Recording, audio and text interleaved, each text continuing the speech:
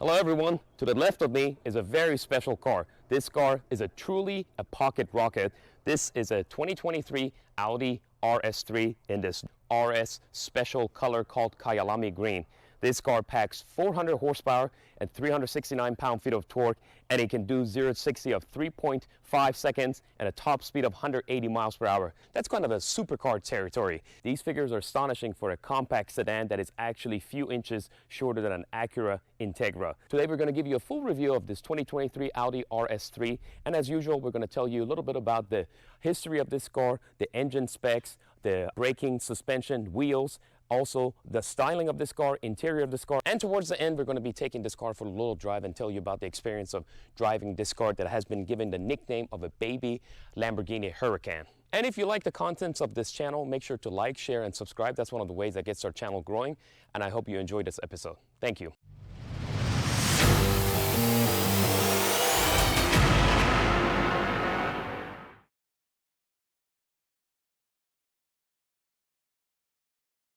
All right, guys, now let's tell you a little bit more about this 2023 Audi RS3 in this very, very bright RS-only green called Kyalami Green. But before doing so, I'm going to tell you a little bit about the history of Audi and how they came about building this very, very fast pocket rocket. Audi's history goes back all the way to 1932, when an engineer by the name of August Horsch that owned two companies called Horsch and Audi Work, he merged his companies with two other manufacturers called DKW and Wanderer, and the name of the company was called Auto Union. And that's why you see Audi's logo is four rings. That means four companies forming together.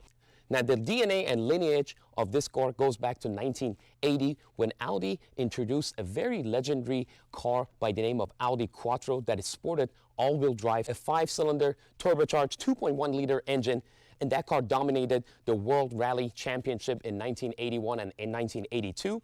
Then there was a very, very special and one of my all-time favorite cars that Audi introduced in 1984 called the Audi Sport Quattro, which was a shorter version of that car. Again, it had a 5-cylinder turbocharged engine. If you have one of those cars nowadays, it's worth about $600,000 to $700,000. Fast forward into 1994, Audi introduced its first RS model called the Audi RS2, which was a collaboration between Audi and Porsche. And a few years later, in 1999, Audi introduced an RS4, which was a 2.7-liter bi-turbo, and it was making about 380 horsepower. Unfortunately, we didn't get that one either. And finally, Audi brought the first RS model to the United States in year 2003, and it was only limited to about 800 models, and it was an Audi RS6 with a bi-turbo V8. Unfortunately, people in the United States were not able to buy the first generation of RS3, but they got the chance to buy the facelifted second generation of Audi RS3 in 2017, all the way, if I'm not mistaken, to 2020. But we only got the sedan version of it, which in Europe you had the choice of getting either the sedan or the hatchback. And we did get the third generation of Audi RS3 in the United States starting in 2022, but we still only got the sedan version of it, and we didn't get the hatchback version of it. Now, Audi does offer the A3 and S3 version of this RS3. The A3 makes about 200 horsepower and S3 makes a little bit over 300 horsepower, but those are from a 4-cylinder turbocharged engines. This car has a 2.5-liter inline-5 turbocharged, and it does make that 401 horsepower and 369 pound-feet of torque, which is a lot more than the S3. Now, this car compared to an S3 is about 0.5 inches shorter, 1.3 inches wider. It has that very, very menacing, dominating look, especially in this black optics package that you see that everything is basically blacked out. Audi rings, badges, and also the black roof that you see on this car, and gives those wheels that you see a matte black finish. Another interesting fact about this car is that the front tires are actually wider than the rear tires. Yes, there are 265s in the front, the rears are 245s, and this is because Audi engineers wanted to get this car as best of a handling as possible. Another option that this car has is the RS Sport exhaust system with black tips, and it also has the RS design package, which gives you the Alcantara covered steering wheel, it gives you the piano black trims, and it also has the RS logo and green stitching, and front seat shoulders in Micromata green Dynamica, and green edging on the seat belts. One of the coolest things about this car is when you unlock this car, the driver's side headlight on the bottom corner of it has the words RS3 and a little racing flag. That basically signifies the racing heritage of this car and that this car is more driver focused. Another factor of this car is the choice of the colors that you can pick and the names of them. So this car is called Kyalami Green, which is a RS only color. Then you have the Python Yellow. Then you have Turbo Blue. Or if you want to spend a little bit more on this car's paint, you can also get Nogaro Blue or Imolo Yellow that are a few $1,000s more expensive. Now for the people that like to take this car on a track, they can get a front carbon ceramic brakes for 20-some hundred bucks, and also special racing tires by Pirelli called the Trofeo tires that are about $500. In my opinion, this car is actually a bargain price by starting off at only $59,000, and you can get basically a fully loaded version of this car for about $73,000, $74,000, although this one is sticker at $65,000.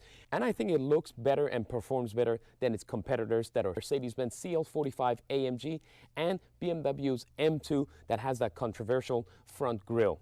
Another factor is that Audi has not been able to keep up with the demand, and there's only been about 800 of these RS3s that have been imported for the year 2022 and 2023. That makes this car even more desirable, and there's definitely dealership markups for the folks that really want to get this car. All right guys, now let's talk about one of the most important things about this car. It's the powertrain of this car. This car is powered by a 2.5 liter inline 5 direct injected turbocharged at 22 pounds of boost, and it makes about 401 horsepower and 369 pound-feet of torque. All of this power is made into a 7-speed dual clutch automatic transmission, and it does a 0-60 according to Audi 3.6 seconds. However, a few people, including myself, have gotten about 3.4, 3.5 seconds of 0-60 out of this car. The car weighs about 3,600 pounds, and it can go all the way to 180 miles per hour if you get the Dynamic Plus package, or it can be 155 miles per hour as you see it right here. Also, the fuel economy of this car is 20 miles per gallon in the city and 29 miles per gallon in the highway for a combined 23 miles per gallon. Audi did something nice and simple when it came to the engine cover of this car. You have this horizontal line that goes from this end to that end of the engine. That means it's an inline engine. Then you got this 5 vertical lines. That means it's a 5-cylinder engine. And you also have this black plastic piece here with the word RS, and obviously you have the Audi rings and turbo fuel stratified injection displayed right here. Moving on and talking about the wheels and brakes on this Audi RS3, this car does come with a 19-inch wide spoke wheels with matte black finish. That's part of the Black Optics Plus package. Now these wheels are wrapped with Bridgestone Potenza Sport tires. There are 265 30s in the front and 245 35s in the rear, which is actually interesting because the front tires are a little bit wider than the rears. And what's really interesting about this car is the brake caliper size and the rotor size. So the brake calipers are 6-piston brake calipers, which is they're massive for this car, and the brake rotors, they're 14.8 inches or almost 15 inches in diameter in the front, and the rear rotors are 12.2 inches in diameter with single pistons. Moving on and talking about the exterior styling of this car, and one of the first things that definitely strikes you at the beginning is this large, massive single unit grille that you see.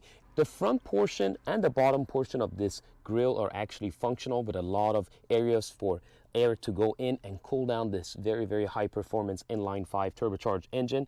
So kudos to Audi for that. And I really, really like this nice subtle badge of the RS3 that you see here.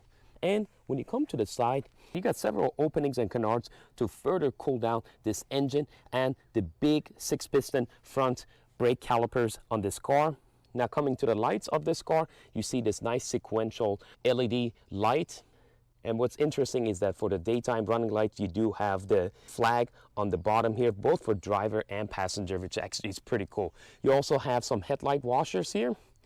Moving on to the side of this car, I really, really love this nice, subtle, yet flared fenders that you see on this Audi RS3. And we already talked about the 19-inch wide spoke wheels with those 6-piston brake calipers and those 15-inch brake rotors. Then coming to right here at the end of the front fender, you have these openings that takes out the heat from the front braking system out of this car. That's actually pretty nice and subtle again.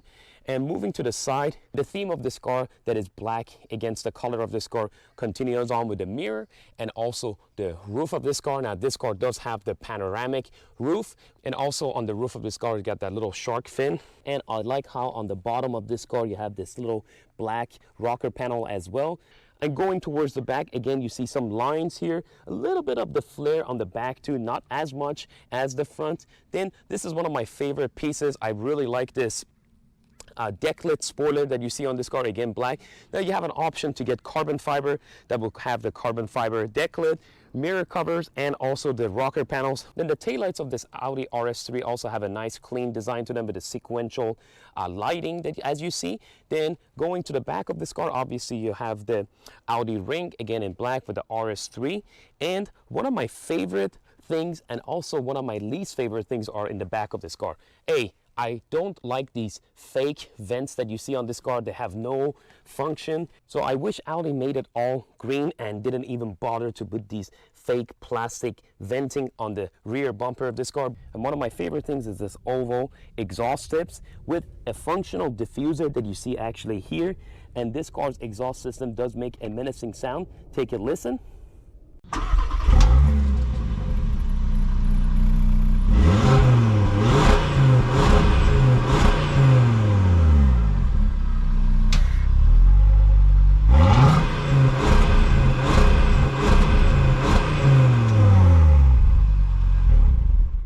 As far as the trunk space of this car, it is 11.3 cubic feet. It's not a lot, but this is a very, very small subcompact car. You have a little 12-volt plug right here, a little area right here to put some stuff. And underneath this cover, you actually have the battery of this car and a tire repair kit. So you can actually put few more things here if you want by lifting this trunk cover. And it doesn't have one of the close buttons, so you just got to grab right here, and obviously you can close it. Moving on to the interior of this car, you're greeted with a lot of black and green. Yes, these very, very nice bucket seats that have the Napa leather with the honeycomb pattern to them. You got a lot of green stitching on it. And you have this nice green pieces on the side of them as well. Very nice, comfortable seats, and obviously they're power adjustable, both for the driver and passenger. The driver also gets 2 memory seats. This black and green theme goes in many places. You see it on the steering wheel, you see it on the floor mats, you see it on the armrest. You even see green on the climb vents. It's actually pretty cool. And even the seat belts have green piping on them too. Now, as far as the driver's door of this car, you have the single power down and up. Obviously, you have the power mirror of this car. And I really, really like this RS3 on the door sills that actually lights up at nighttime. And another cool factor is if it's dark, this RS also shows up with the little red on the side of it. It's a really, really nice touch that Audi did. The car comes with these RS embossed floor mats, again, with some green stitching on the side of it. And Audi didn't cheapen out on the pedals. They put some aluminum pedals with some plastic pieces on them for the footrest, the brake and gas pedal. And Audi has put a lot of sharp angles in the design of this car. A lot of people compare it to some of the Lamborghini models. There is no round pieces. Everything is kind of at a sharp angle. But the fit and finish is very nice from this carbon Atlas matte inlay that you see on this car with the console in this gloss black. Moving on to this infotainment system, actually very nice and intuitive. You can slide it left and right. It has an option for Android Auto and Apple CarPlay. A couple of things that I like about this infotainment screen is this vehicle icon that you can go and check your RS monitor that tells you about the various temperatures of this car. And my most favorite is this Audi Drive Select that you can put this car in comfort, auto, or dynamic, which is more sporty, and you can definitely hear the sound of this car change. Then you can go to individualize your own driving. So right here you can go with the torque splitter, sport, balance, drive, balance or sport, suspension, you know, different things, steering, engine sound, or turn off the traction control if you want, or the RS performance as well. There's different levels on it. And if you want to do some drifting, you have this RS torque rear that you can press, and it's saying do not activate the RS torque rear. Yes, we're going to choose that, and then your traction control does come off when you're in here. And with this mode you can just do drifting on this car if you choose to. Another thing I really like about this car is this Alcantara covered steering wheel. I wish it was flat bottom, but it's okay. We'll give it a pass. It has the little RS on here, and one of my favorite buttons is this RS button right here. Gauges do change, gives you a little runway, and you can put it on performance, which is actually pretty cool. Then You can also change a couple of things. Then you can have a G meter. Now, if you choose to shift this car manually, you have the plus and minus paddle shifters on the side of this steering wheel. Coming down from the infotainment screen, thank God the Audi RS3 has actual physical buttons to control the climate control. And then you have the heated seats on 3 levels for driver and passenger. And coming down, you have the Parktronic, you have the parking assist. Also, you have your drive select button right here. Right here, you have your wireless charging for your phone and a couple of USB Type-C outlets. Then you have your engine start and stop button right here. So if you want to turn the volume up, you just go clockwise, and you can turn it down going counterclockwise, which is interesting. Then one of the things that people don't like about this RS3, but I think it's okay, it kind of looks similar to Porsche 992, is the gear selector. They actually wanted something to be able to hold on to. Now, one of the things I don't like about this car is when you put this car in reverse, it doesn't have a 360 camera. And right here is your parking brake. If you want to engage it, you go up, and if you want to disengage it, you press it down. And you have your cigarette lighter right here. You have a couple of cup holders right here. And under this armrest, you have this little area that you can put a few things in here. It's not a lot of space, but it does work. And right here, you have some lights that you can turn them on or turn them on with touch. And then this is your panoramic moonroof. Just press it one time and it goes all the way back. What's interesting is that you have this cover right here that you can bring, and you don't get a lot of that sun in your face. So you get the nice breeze coming in, but you don't get burnt. Moving on to the rear seat of this car, if the seats are all the way back, the rear passengers basically don't have much room. I am 5'9.5", and when I go here, I basically have no room. But if the driver or passenger bring the seat up a little bit, you do have some room. I also like how Audi didn't cheapen out on the rear seats. You have some of that nice theme of the green against black, the green stitching that you see on the seats, this honeycomb pattern seats. You know, even the seat belts have the green piping on them. And you also have 2 cup holders right here. You also have your own climate vents here, and you can change it from hot that it is right now to cold right there. And you also have a couple of USB plugs as well, and you also have some map lights in the back for the rear passengers. That is actually pretty neat. Now we're going to take this car for a little drive and see how it is. So far it's very nice and comfortable.